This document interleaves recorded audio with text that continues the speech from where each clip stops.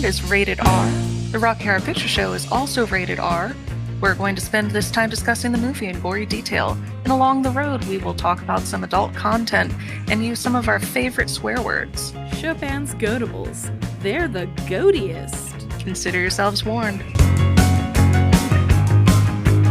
Welcome to Rocky Horror Minute, the podcast where we break down the Rocky Horror Picture Show in excruciating detail, 1 minute at a time. I'm one of your hosts, Leandra. And I'm your other host, Kelly. And we have a real treat for you all. We are talking about minute 84 this time. My favorite minute of the movie. What makes it your favorite? Can you tell me what happens? You know what? I would love to. And then you, as the audience, can decide why it's my favorite. Or if I just said that as random noise at the beginning of the episode. So what? That doesn't sound like us. I know. So Dr. Scott finishes saying thrills, and then he sort of he's uncovered his leg fully. He's got a high heel and a garter and stocking on it, and he starts staring at it and kind of touching it. We cut back to the pool, and we see kind of a close-up of Brad's face poking up over the water. Columbia's kind of up on him, and he says, "It's beyond me," gasp, "help me, mommy." And then Columbia grabs his head with both hands and shoves his head underwater before kissing him. Then we're over to Janet in the pool, and she says, "God bless Lily St. Cyr." Then we cut to Dr. Scott, and he's caressing his leg feverishly, I would say. Next, we see Frank burst out of the middle of the pool, arms up, screaming, "My, my, my, my, my, my, my, my, my, my, my, my, my." Scott gets kind of startled during this. We cut over to him for a second, and he gets kind of like, and puts his leg down very quickly. And then Frank goes into Wild and Untamed Thing. I will say the lyrics and the dance separately-ish. So he says, "I'm a wild and an untamed thing. I'm a bee with a deadly sting." So during Wild and Untamed Thing, he fist pumps, and then bee with a deadly sting, he brings his arms up in little okay symbols, or I guess they're supposed to be stingers, and then does a little flick during sting. You get a hit and your mind goes ping. At that part, he just sort of looks down and up, and then your heart will pump and your blood will sing, and he thumps his chest. So let the party and the sounds rock on. He pumps both his fists up into the air, and then you're gonna shake it till the life has gone, and one by one he shakes his fists and brings them down. They're on his hips, and then it's "Rose tint my world, keep me safe from the trouble and pain."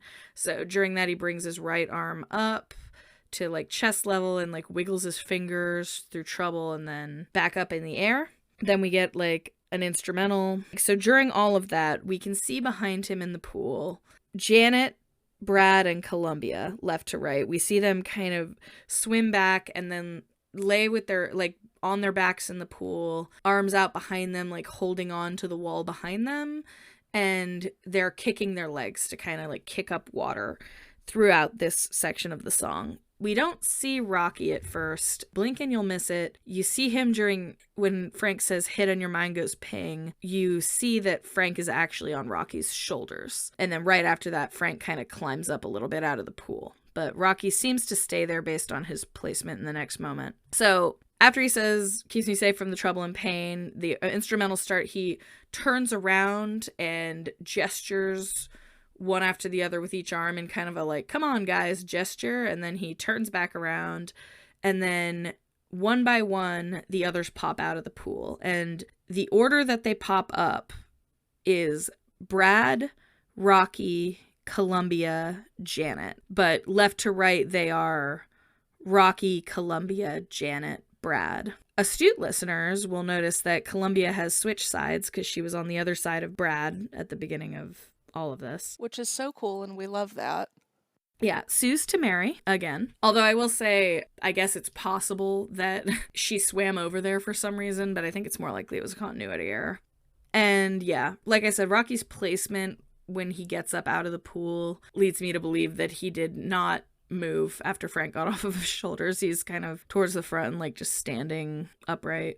Brad, I have to highlight, is doing a really cute little pose when he pops up. He pops up first and he's doing almost a, I don't even know how you describe it, Leandra. He's doing like a bathing beauty pose almost. Yeah.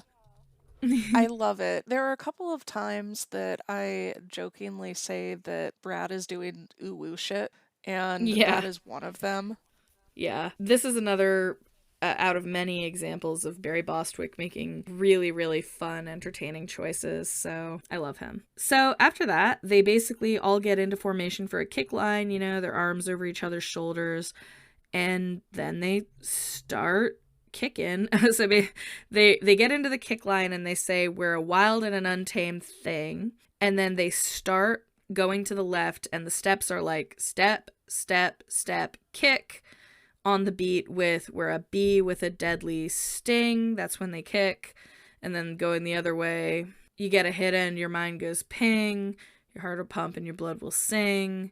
So let the party and the sounds rock on. That's where the minute ends. But during all of this, Dr. Scott also joins in the party. He starts wheeling across behind them, kicking that same right leg that so far is the only leg we know he can move. I think, right? We haven't seen him move any other legs at this point. Not significantly, at least. Like, an argument can be made that the other one doesn't have quite the amount of movement at this point. At this point. This point. Yeah. I mean, I think it was sort of meant to be like a reveal that he could move that right leg. It was, yeah. You know, because he doesn't do much with either leg. I wonder if the idea was supposed to be that, like, the magic or whatever of the Medusa ray had healed him. But no, that because would be fun. Yeah, I don't know. That's one interpretation. But it would be fun.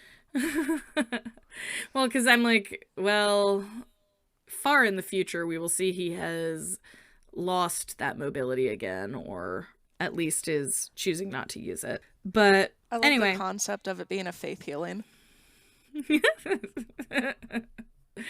Frank would make an amazing traveling preacher. Yeah, a tent evangelical preacher. Yeah. Snake handler, if you know what I'm saying. But anyway. So it ends at "Party and the Sounds Rock On." That's the end of this minute. It's a great minute. Yeah. Given how much dancing they're expecting some of these performers to do, I think that they're doing a great job. I'll put it that way. Yes. Yeah, Peter Hinwood is struggling. And it doesn't help that he's standing next to Little Nell, who is by far the one with the most dance experience, I think, and she is amazing, of course. But she's not in the Fight Club. She is not, no. Although I would love to see her interpretation of Janet. She is also welcome to fuck me, just to be clear. Okay. But, yeah. Actually, they are all struggling more than it even comes across, because Richard O'Brien mentioned in the commentary for this minute that they were slipping everywhere because of how wet they were. And honestly, before he said that, because they don't look very wet, besides, like, their bodies don't look wet at all. Their hair is obviously a little wet, but it looked like they might have been in the pool earlier and then, like, dried off and started dancing around. Except for Frank, whose hair is visibly soaked, because every time he turns his head, you can actually see the little shower go flying, like when a dog shakes itself off. But apart from that, I always assumed that there wasn't actually, like, water in the pool at the point when they came up out of it, and that was a little bit of movie magic. But apparently not. They just climbed out of that soaking wet and then started dancing in... Barry Bostwick claims that they were, I think, 6-inch heels on that, like, tile floor while soaking wet. It's a choice. I think that's crazy. Yeah. I'm not a professional, but I think that we could have done something a little safer there and probably gotten a better dance routine out of it, but who am I to say? That's why I was like, this is the most dangerous orgy because it's in a pool. Like, even when they get out of the pool, Mm-hmm. they're still gonna die. Like, this is so dangerous. Don't really, the long and short of it is no horseplay in the pool. Certainly no pony play. Well, unless I looked it up, and Barry Bostwick claims they wore 5-inch heels, which makes sense. I mean, 5 inches is still very, very Yeah, high. and it was cold in there, so. Yeah. And at least one person was like on her deathbed. No, I was saying So. that it's 5 inches because it's cold. Oh, I see. Very funny. Yeah, the shrinkage situation, which Barry Bostwick clearly needs just to appear human. Yeah. Yeah. We saw him earlier in the movie, that bulge, which was, remember, friend of the show, Larry Vizell, said Barry claims did not stuff. Honestly, That was all him. I continue to believe everything that Barry says forever. He's not the least credible person who has been quoted from the movie, who's been quoted on the show. Yeah, that is true. Yeah. So there you go. And it is not a stretch of the imagination for me to think that he has a monster hog. No, not at all. He has that energy. He has BD. Yeah. Speaking of Barry, I wrote that because when Columbia forces his head underwater, his mouth is wide open. Yes. And it fills with water, and he's even kind of breathing in at the time. So there's a callback, which we'll get to in a minute, referencing him drowning, or her drowning him. And I'm like, yeah, he may well drown. Yeah. What the hell? I think that that's incredibly dangerous, and I'm happy he didn't die. Yep. So Janet references Lily St. Cyr. How much do you know about Lily St. Cyr? Just a bit. Okay. Just the basics from Googling her. Please go on. Okay, well, good. Lily St. Cyr is a well-known burlesque dancer. She was born in 1917. She actually when I say recently, passed away. She passed away in 1999. So she was well and thoroughly still alive when the Rocky Horror Show and then the Rocky Horror Picture Show came out. So she would have heard this and gone, hey, that's me. Or some other reaction to that. But in the late 40s and most of the 1950s, she was a very well-known burlesque dancer who did a good amount of strip teasing. And one of the things that she was best known for was kind of not just getting into a G-string, she would flash her pubic hair as well. So she was going more than other people at that time. And she was also just like super extra and had a bunch of props. And if you've seen pictures of her, it's just like, I really wish that I could have seen this live, because like even the picture that they have on Wikipedia is of a parrot puppet. And in that specific routine, she ends up like pretending to fuck the parrot, which isn't, I don't know. Fuck that bird. I just don't know, though, how a 1940s, 1950s audience would go, man, fucking a parrot seems like super hot. It seems so risque. Whereas to you, it's normal. No. And fine. No, Kelly. No. But yeah, I think that she's super cool. And I love that they threw in a God bless Lily St. Cyr in this moment. Yeah. I was just going to say another fun little burlesque / drag / erotica history reference in the movie, of which there are many. And Richard O'Brien, I'm speaking to you right now. We like this. This is good. Keep doing this. Stop with the incest. You don't need it. There are other options. Yeah, it's true. I have another note for Richard O'Brien. Yes. Who is listening and loves the podcast and really values my opinion on his writing. I find the transition to plural in the lyrics of this song to be lazy. Lazy and bad, but continue. Yeah, I know. Yeah, like the first verse, Frank is saying, I'm a wild and an untamed thing. I'm a bee with a deadly sting. That makes sense. It's a strange thing to say that you're a bee with a deadly sting, but whatever. Some would argue that he just needed something that rhymed with thing, but whatever. We're a wild and an untamed thing. We're a bee with a deadly sting. Sounds like they've formed some type of hive mind, which is an interesting concept, but not what he was going for, I don't think. Yeah. I don't know. I think we could have workshopped that a little bit. It's a magic school bus sort of thing. They're all Yeah. they're all in the school bus and become a wild and untamed thing, and then they become a bee with a deadly sting. Stupid. Yeah, I mean, I like the idea that they've formed this monolith, but no. Yeah. Although that is basically how bees operate. So maybe that's what he meant. But even then, bees are not. There are still individual bees. Maybe he should have said, like, we're a hive. I don't know. But then, then it would have changed. I think that we've thought about this far more than Richard O'Brien. O'Brien. I was about to say we have once again put more thought into these lyrics than anyone else in all of history. Yeah. But there you go. So recently, I sent you a video, and that video was of me in a pool at a hotel at night alone and screaming the lyrics to this song. Yes. And it was great. Second funniest video you sent me from that hotel. Yeah, I forgot. Yes. Yeah.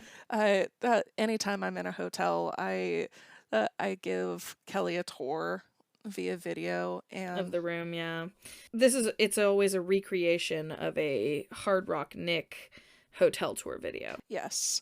And it always ends with me looking at the bed with the camera and going, and this is where I get my dick sucked, my ass eaten out, and my balls pulled on one by one. Or is it tugged on? Yes. It's tugged on. Tugged on, yes, thank you. Yeah.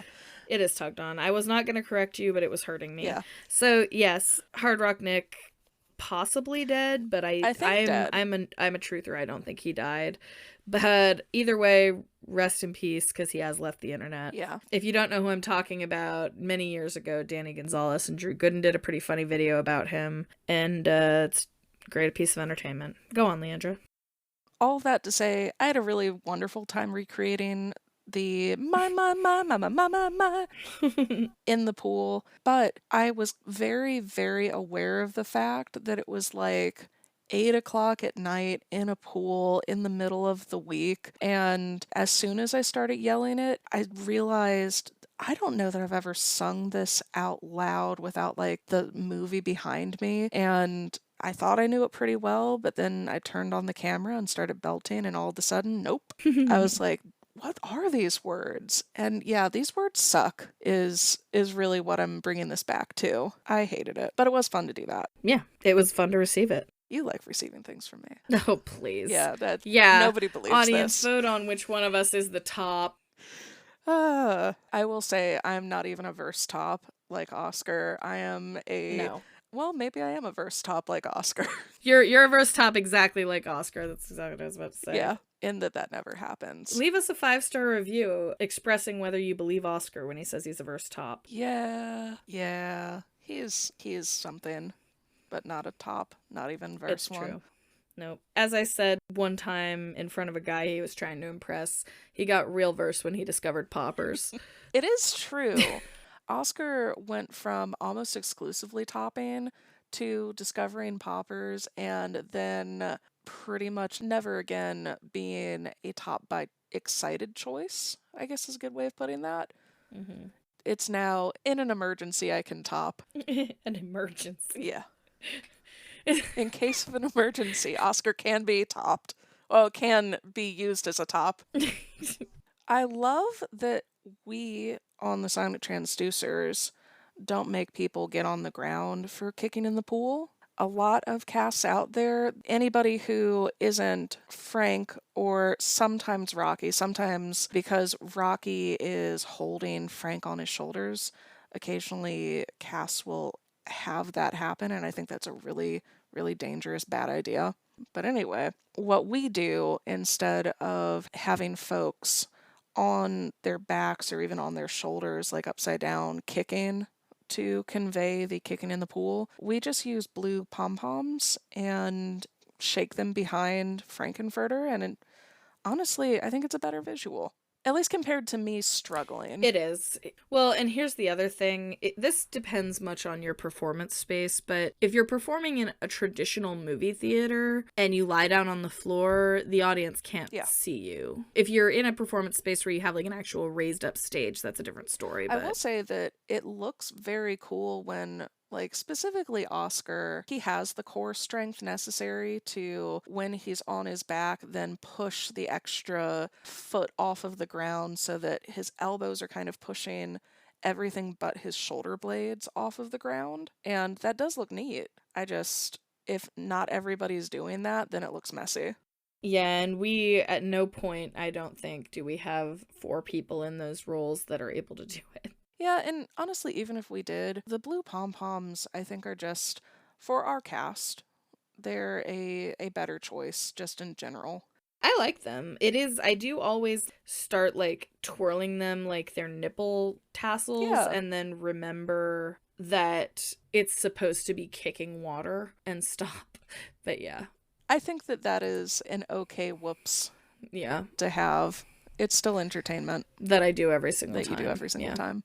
I have some minor irritations about what some performers who play Brad and Rocky do. And that is, they're at the ends of the kick line, and instead of having their free hand on their hip like they are a teapot, they just have that free hand floating out into the ether.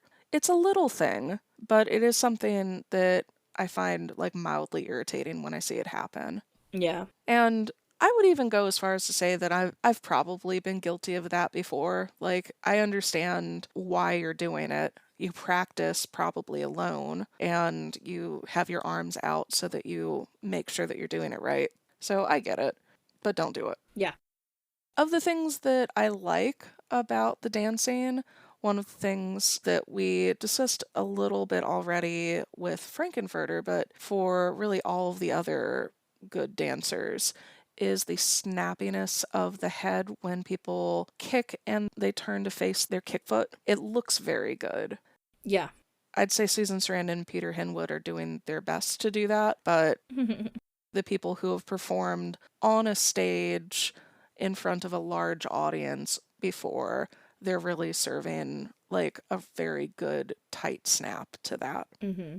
And yeah, otherwise, those are all of my notes. I have some callbacks, but no more notes. I have a couple other things to say. Oh, please tell. First of all, I think I've referenced in the past that there are sequins sewn on to the tights sporadically. Or not the tights, but the fishnets stockings. There are sequins sewn onto those. A lot of people don't know that because they're very hard to see, but one of the times you can best see them is when Dr. Scott puts his leg up in the air at the beginning of this minute. You really see a couple glinting.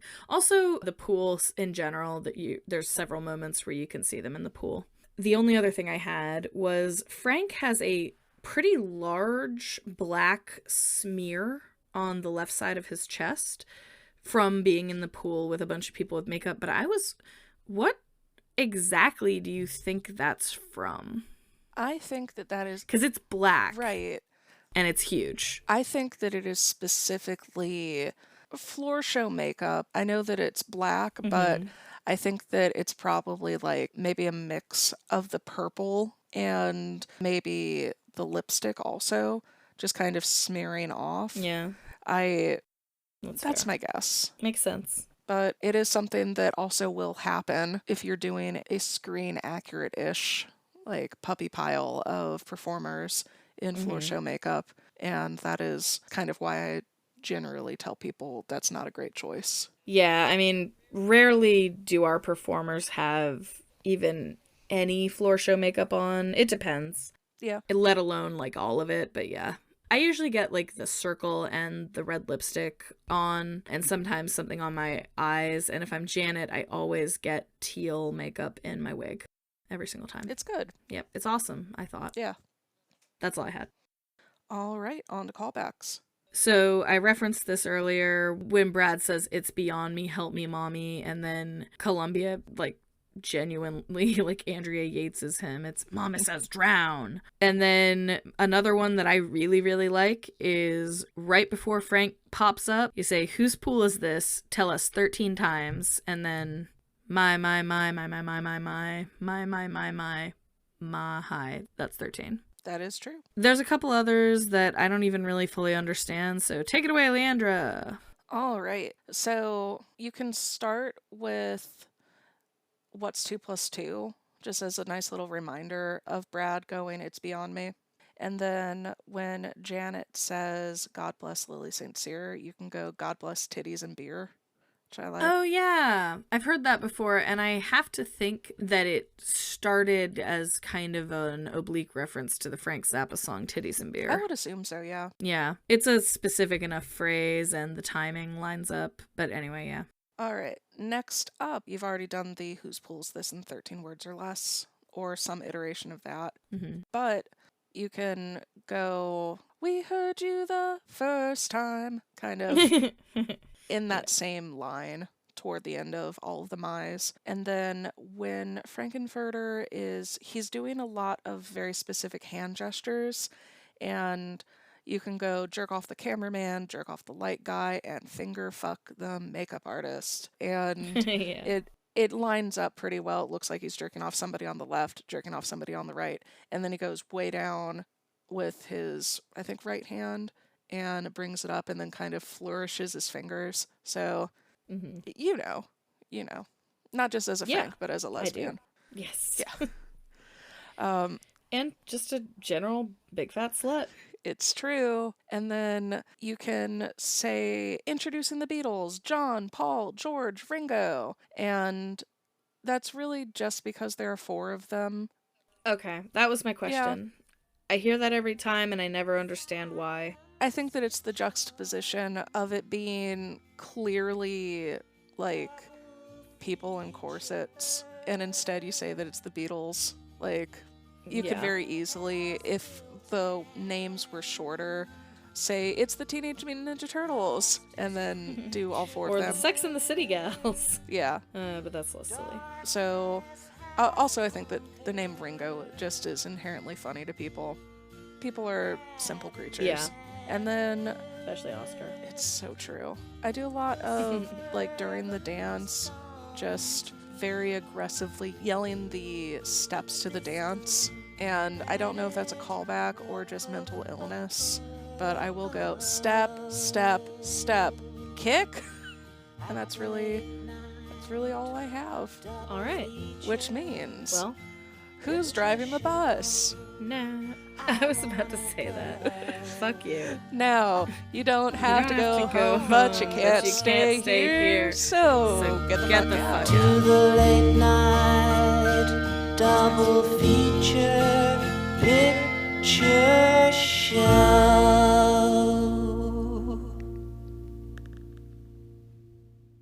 Man, fucking a parrot seems like super hot.